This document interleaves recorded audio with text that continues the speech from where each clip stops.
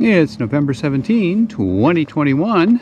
I'm Todd Dunn, and it's just afternoon today on Wednesday, and I am at the Parkman Mountain Carriage Road access, which is just about a mile and a half north of Northeast Harbor. And here is a map showing where I am, and then we'll zoom in and take a look at the carriage roads in this area, and you can see where we're going. We're going to walk up to a waterfall. The parking lot here can accommodate about 10 cars. Today there are about 8, and they're all from Maine, so they're all local people, I think. We just walk over here and go on to the carriage road. And we're going to go up here initially and turn right. And we will zigzag up the hill a little bit, and I will explain the route as we go up. But this is a typical carriage road. These were built to accommodate horse-drawn carriages. So as you can see, they're pretty wide, and the grades are pretty gentle. This is the way we're going to go. And this is the other way, which goes over toward Bar Harbor, Eagle Lake, and Aunt Betty Pond. So let's start walking. About 150 yards up, we come to our first junction. And if you go right, it goes down to Hadlock Pond toward Northeast Harbor, but we want to go left. And again, toward Jordan Pond, around the mountain, and ultimately Bar Harbor. So we're just gonna zigzag up the hill a little bit. We'll go up this way for a couple minutes, and then we will reach another junction. As we walk up the hill, we find the road bordered by these rocks that are referred to as Rockefeller's Teeth. The carriage road system was built by John D. Rockefeller with the intention that it be graded so that horse-drawn carriages could travel on it. In general, the carriage roads are open to walkers, bicyclists. You can bring an electric bike up, but you're limited to a pedal assist bike. And you can ride your horse. And if you start out over by Jordan Pond at Wildwood Stables, in the summer there are horse-drawn carriage rides that go on the carriage roads. And there's a very extensive network of these. I think it's somewhere between 35 and 50 miles of carriage roads. I'll put the exact number on the screen here. Okay, as you can see, we're climbing gradually for the first bit of this particular hike. And we've gone around the switchback, and down there is the switchback. Now, as we ascend the hill, we are going to come to a few viewpoints where we can look south over Hadlock Pond. So I think we're coming up on one of them right now, judging by the sun on the road. See if we're up high enough yet. Well, I don't know if we'll be able to see anything. Get up here just a little bit more. And nope, we're not high enough yet. So we'll just keep going.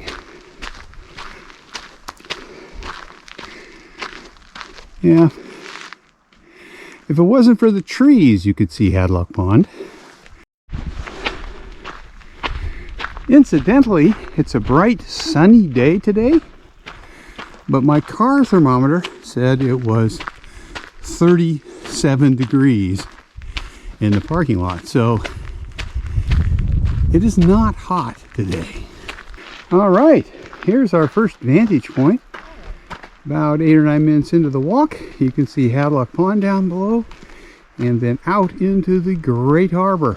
That is Great Cranberry Island, and the more distant islands are the Duck Islands, as we're looking south out over the Atlantic Ocean.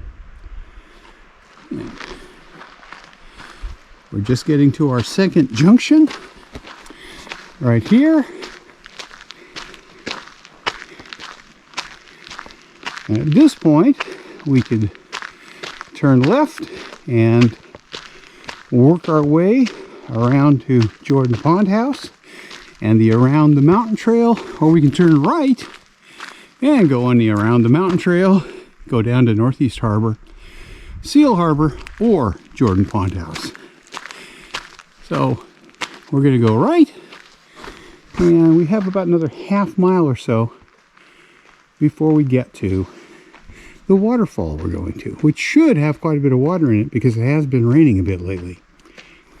Waterfalls around here and the streams tend to be kind of ephemeral because the drainages here are not very big, and even after it rains hard, say 2 inches of rain, the water will run off fairly quickly. So if you've had a week or 10 days of dry weather, many of the streams and little waterfalls here in the park will be dry. As we walk up here, we're gonna cross one stream and continue up to another. Here's the first one with its little bitty waterfall. Not much, 18 inches, but it's running water.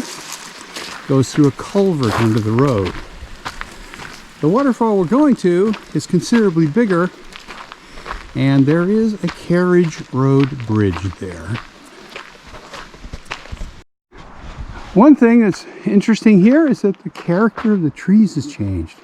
We're mostly in spruce forest, and now all of a sudden pine trees are dominant, and we may have a nice view from just up here a little bit as we get to some gaps in the trees. Okay, there's Hadlock Pond down there, and looking out into the Gulf of Maine again.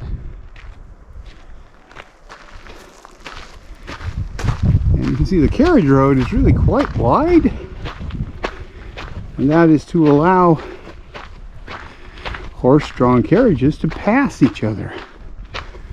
I think we might have another vantage point right up here.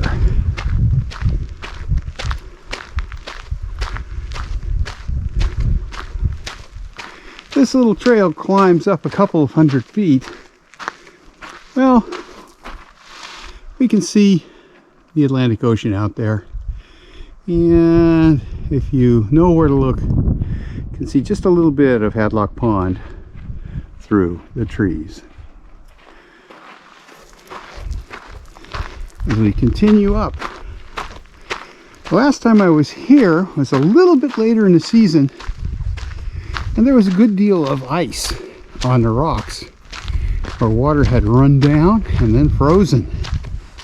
But we haven't had much weather below freezing yet this fall. Last night was the first night at our house where it may actually have gone just a tiny bit below freezing.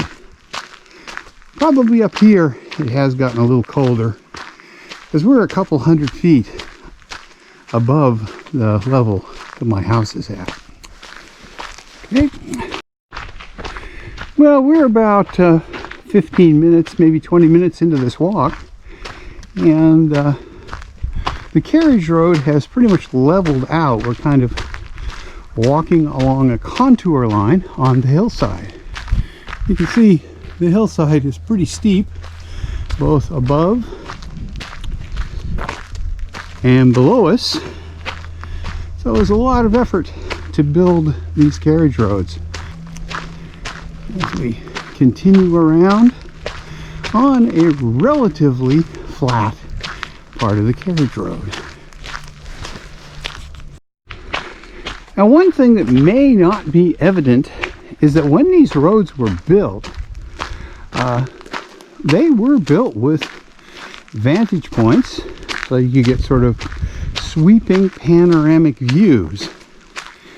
And they actually landscaped the downhill side of the carriage road, but they used local vegetation that was chosen so that it would take a long time to grow up and block the views.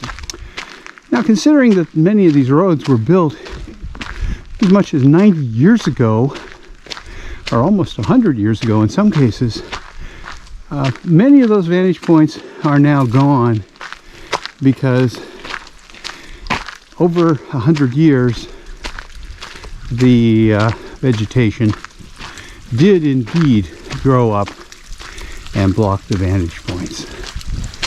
But there are still some fantastic views from up on the carriage roads. Well, we're just about at the waterfall. You can see the stone railings for the carriage road bridge. That's here. And I'll walk over a little and see if we can get a view of the bridge from up here. Yeah, there it is. There's an arch. These are actually concrete arch bridges that they put stone facing on. Oh, there's Carriage Road Bridge, the stream under it. You can hear the water running. And here we go. So we'll walk up and take a look at the waterfall. This is our destination today.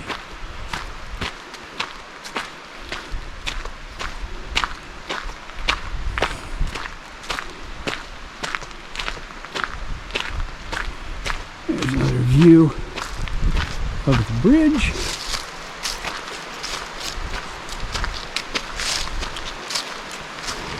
And the little stream makes a lot of noise. It's not very big right now.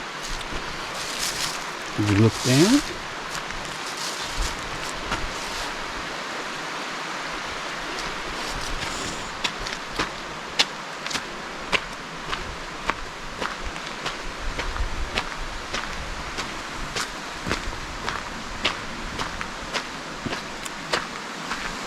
Actually, I am wrong. This is not the destination we're headed for.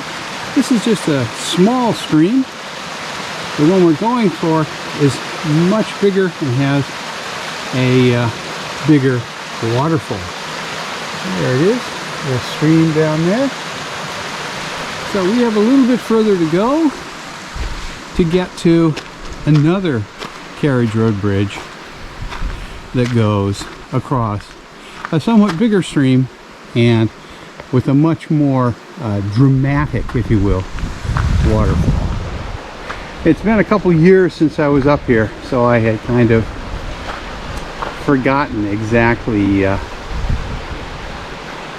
what the sequence of things to see along the trail was.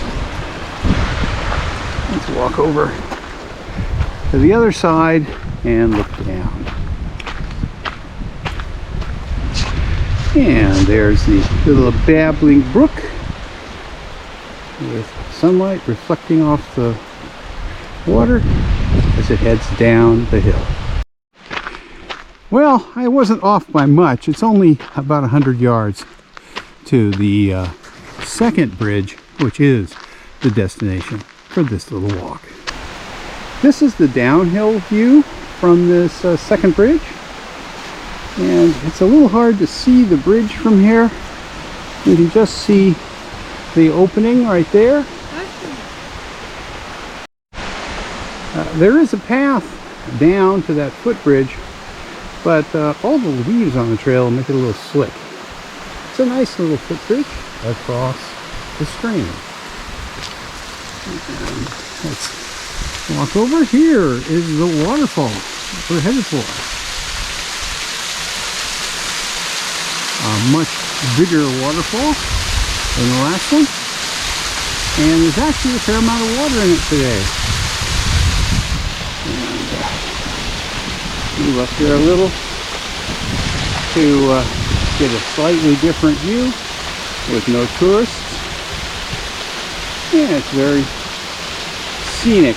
Last time I was here, this waterfall was pretty much all ice.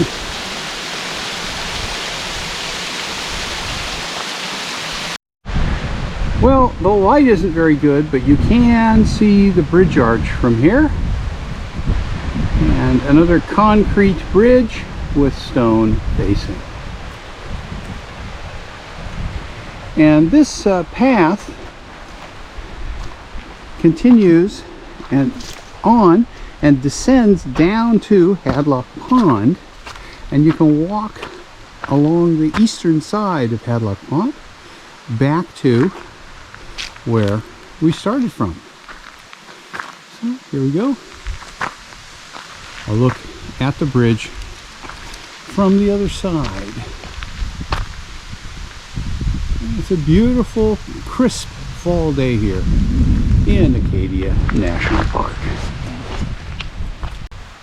Well, now that we have walked up to this bridge to look at the waterfall on the Carriage Road here, it's about a 25-minute walk if you take your time. You climb 150 to 200 feet, mostly at the beginning, and it's a very, very nice walk. And in the winter, you could actually cross-country ski it because they set cross-country ski tracks on the carriage roads. The only issue with that is that the weather here is generally not that great in the winter for cross-country skiing, and we may get a nice snow, and then the next day it warms up and a lot of the snow melts and the ski track is covered with ice. So if you want to ski here, you really have to go basically the day after a snowfall. Okay, hope you enjoyed this little walk up the Parkman Mountain Carriage Road to this scenic waterfall here in Acadia National Park. If you did, please give me a thumbs up. And if you want to see more content like this, which will be coming more frequently now that most of the tourists are gone, just subscribe to my channel and click the notification bell. Thanks for watching.